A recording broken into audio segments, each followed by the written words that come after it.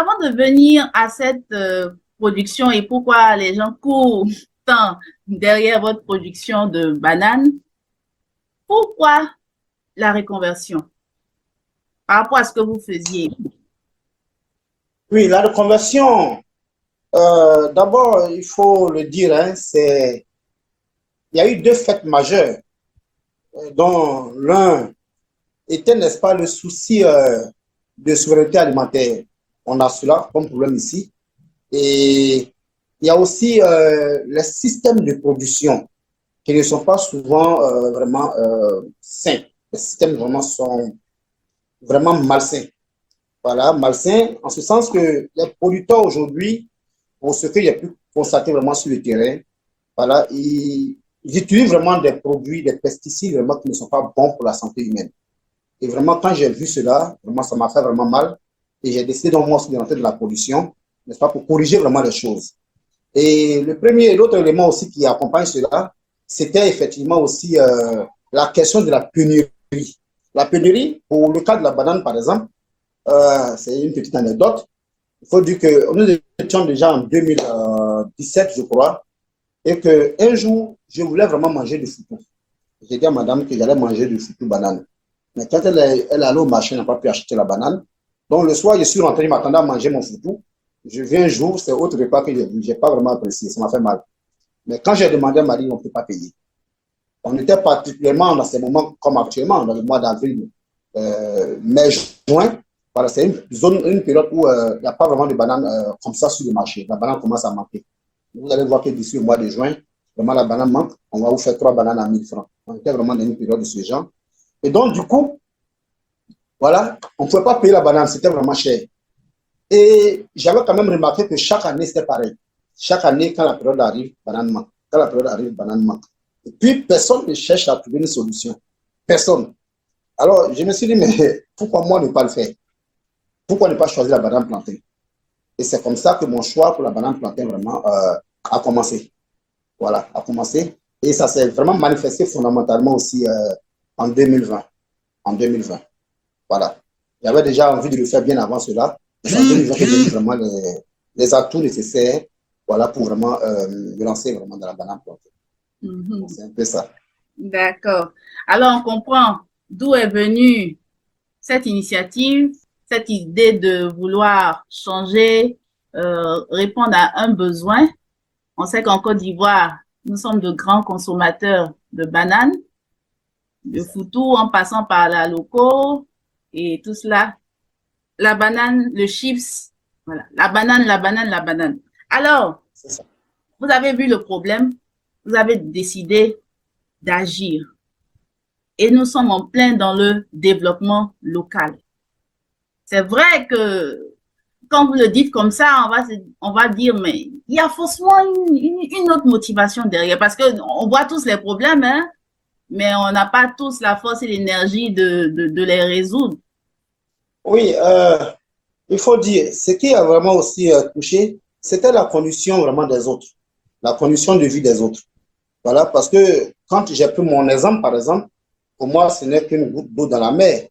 Alors, j'ai compris quand même que, de façon générale, les Ivoiriens vraiment souffraient, n'est-ce pas, de cette situation alimentaire. Il y avait vraiment une difficulté majeure. Et moi-même, j'ai été aussi sur le terrain. J'ai fait donc des constats. J'ai vu vraiment la difficulté vraiment qui existait là. Et donc, je ne peux pas vraiment m'asseoir. J'ai dit, il faut quand même apporter une solution pour les autres. Voilà. Parce que si c'était vraiment pour moi-même personnellement, je n'étais pas obligé.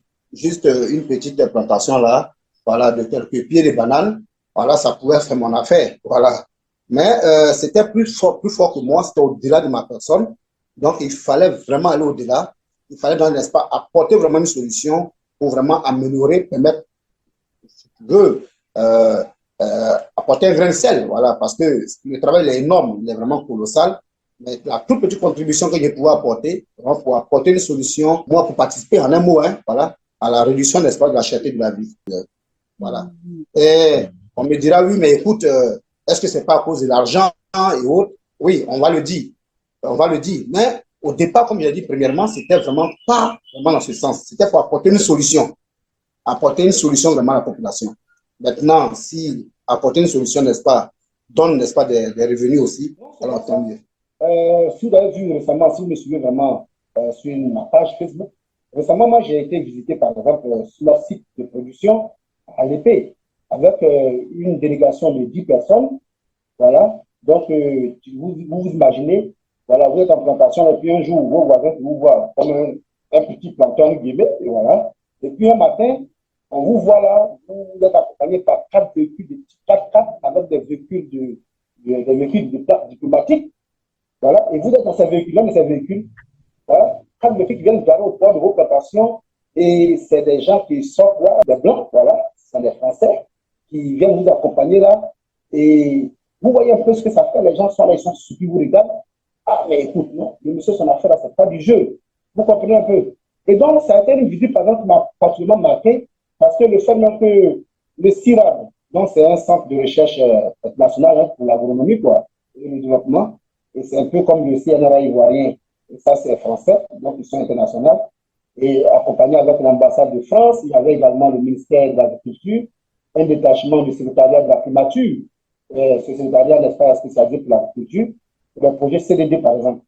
Et donc, vous voyez un peu que ces personnes-là vraiment viennent vous visiter pour s'imprégner de vos réalités, pour comprendre un peu comment vous faites et vos difficultés aussi, parce que, voilà, vous voyez que c'est intéressant. Donc, parce que je me suis engagé aujourd'hui, cette visite-là a eu lieu. Et donc, c'est des financements qui sont derrière, des financements pour appuyer le secteur agricole qui sont derrière. Et ça m'a permis, n'est-ce pas, aujourd'hui d'être membre, par exemple, de l'association des producteurs de bananes plantées de Côte d'Ivoire. Moi, je n'avais pas de bureau.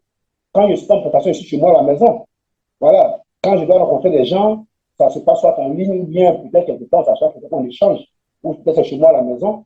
Bon, aujourd'hui, j'ai un bureau.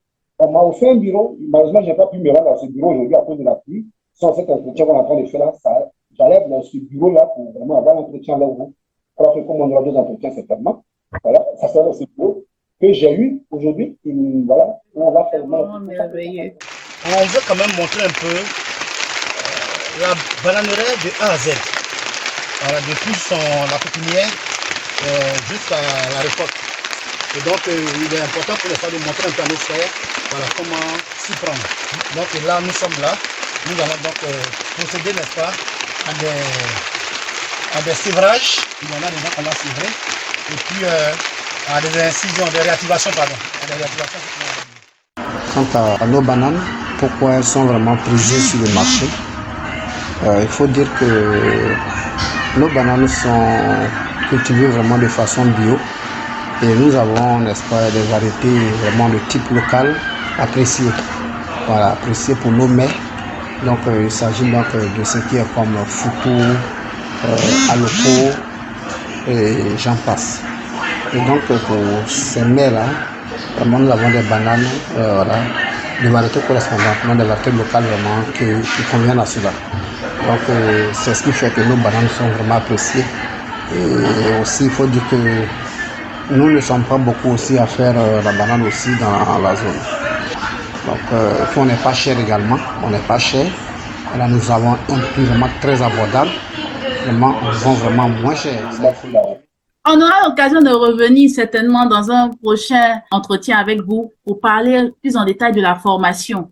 Parce que ça, c'est vraiment vital. Aujourd'hui, de plus en plus, les uns et les autres se réveillent, se rendent compte qu'il faut véritablement un retour à la terre. Mais comment va se faire ce retour à la terre? Qu'est-ce qu'il faut prendre en compte? Parce qu'on ne peut pas le faire comme ça du jour au lendemain.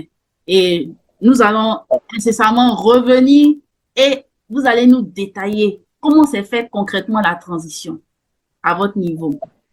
Comment vous êtes reparti définitivement et véritablement et durablement à la terre.